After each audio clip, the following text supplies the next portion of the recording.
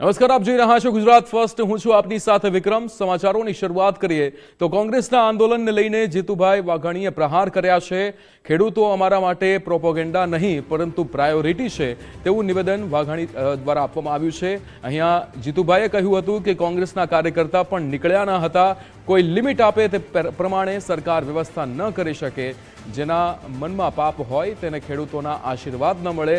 બગલ મેં છુરી અને મુખ મેં રામ સફળતા ન આપે. નાના મોટા પ્રશ્નોને લઈને મુખ્યમંત્રી સક્રિય છે. અન્ય રાજ્યોમાં કેવી રીતે ચૂકવણી થાય છે તે જોઈ લો. ખેડૂતો માટે જે કરવું પડશે તે કરતા રહીશું. ટૂંક સમયમાં રાજ્ય સરકાર નિર્ણય જાહેર કરશે તેવું નિવેદન પણ જીતુભાઈ વાઘાણી દ્વારા આપવામાં આવ્યું. પણ ખેડૂતને મુશ્કેલી પડી છે ત્યારે હંમેશા એની બાજુમાં સરકાર રહી છે. અમે ભૂપેન્દ્રભાઈએ ચર્ચાઓ કરી છે, ઋષિભાઈએ ચર્ચાઓ થઈ છે.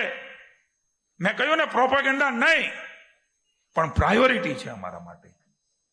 મિત્રો, ભૂપેન્દ્રભાઈ જ્યારથી નાના મોટા જે ઇસ્યુ ચાલી રહ્યા છે, કિસાનોની સાત અર્થમાં જે મુશ્કેલી છે, એમના માટે ચાર છે. કારણ કે વહીવટી તંત્રની અંદર આ બધી વ્યવસ્થાઓ, એની ફાઇલો, પેલા ઓફ ધી રેકર્ડ ચર્ચા, ફાઇલો ચલાવવું, એ બોલવું એ સહેલું છે.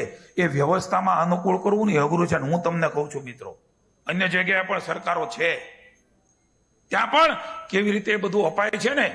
અત્યારે જે વાત કરે છે વીજ પોલની, એની વાત કરું છું. એ જોઈ લેવાની છૂટ પત્રકારોને આપું છું.